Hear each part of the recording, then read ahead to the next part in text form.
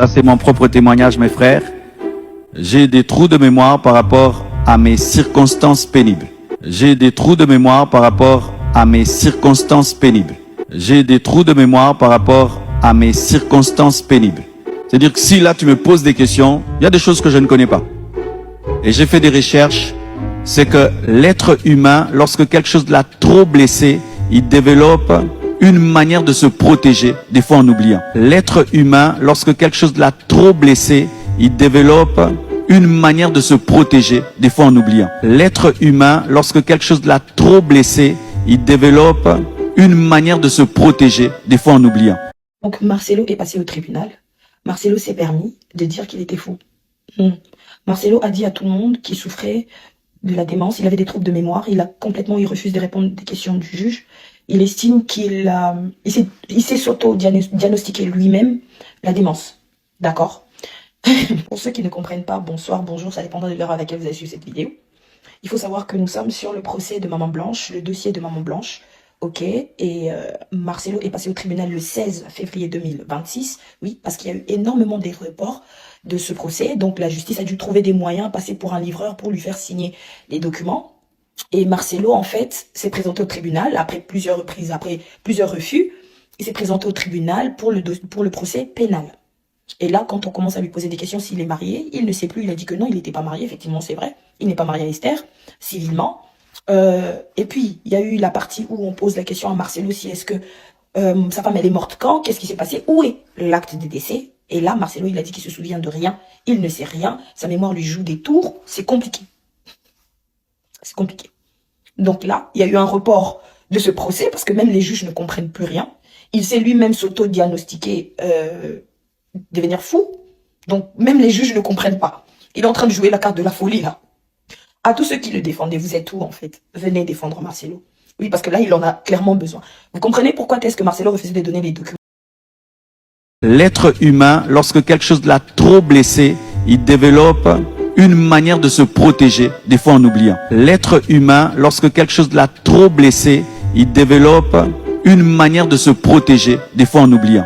Toute cette énergie pour se blanchir et justifier l'incohérence de son récit. Lorsque j'attirais votre attention sur les contradictions de ce monsieur, beaucoup pensaient que je cherchais simplement le buzz. Or, aujourd'hui, les faits démontrent que sa version méritait d'être examinée, puisque la justice elle-même s'y intéresse désormais. Devant les juges et aussi pour tenter de soigner son image, Marcelo invoque en plein culte les trous de mémoire et se présente comme fragile, comme un homme traumatisé par la disparition de sa femme, au point où il aurait oublié les détails importants. Or, lorsqu'il s'agit de critiquer ou de mettre en cause d'autres personnes, son discours paraît étonnamment précis. Cette nuance sélective interroge car elle donne l'impression d'un changement de posture selon les circonstances. Le pasteur Marcelo a été convoqué ce 16 février au tribunal afin d'être interrogé sur les circonstances du décès mystérieux de son épouse, connue sous le nom de Maman Blanche. Et plus l'affaire progresse, plus certaines versions initiales paraissent fragiles car plusieurs éléments ne concordent pas entre eux. D'après les analyses disponibles, il ressort que Maman Blanche serait décédée à Lubumbashi et non en Turquie. Cette nouvelle hypothèse vient expliquer, du moins en apparence, la rapidité avec laquelle le corps a été rapatrié. Cependant, elle contredit directement le récit initial qui évoquait un décès survenu à l'étranger. Et cette contradiction soulève une première zone d'ombre majeure. Quelque temps avant son décès, des audios ont circulé dans lesquels on a écouté la défunte échanger avec sa mère et certains proches. Dans ces enregistrements, elle se plaignait des difficultés conjugales qu'elle rencontrait. Or, peu après cette plainte, son mari lui aurait offert une bague en diamant, un geste qui à première vue pourrait sembler affectueux mais qui dans ce contexte précis apparaît ambigu, puisque certains y voient une tentative de calmer les tensions ou de brouiller les pistes. À la suite de ces événements et après célébrer la réussite du baccalauréat de leur fils, Marcelo s'est rendu à Lubumbashi et c'est là qu'il aurait proposé à son épouse un voyage en Turquie en lui demandant d'abord de venir la rejoindre avant son départ à Lubumbashi. Elle accepte cette proposition et c'est malheureusement la dernière fois que ses proches auront de ses nouvelles. Un autre aspect a profondément choqué l'opinion publique, son remariage, jugé précipité, ainsi que certains récits diffusés après le décès qui semblaient tendre à salir la mémoire de Maman Blanche.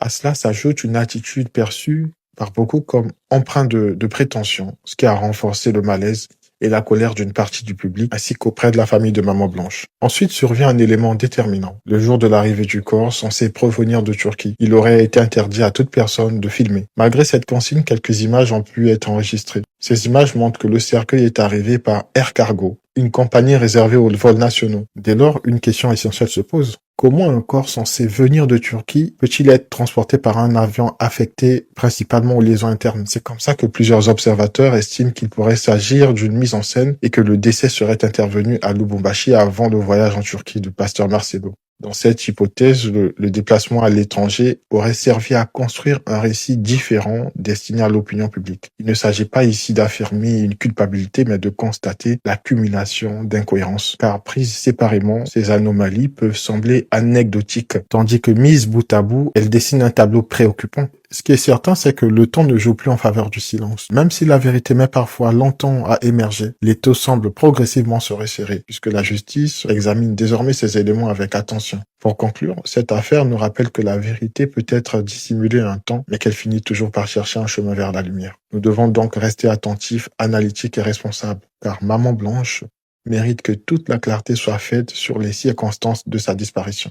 Ça, c'est mon propre témoignage, mes frères. J'ai des trous de mémoire par rapport à mes circonstances pénibles.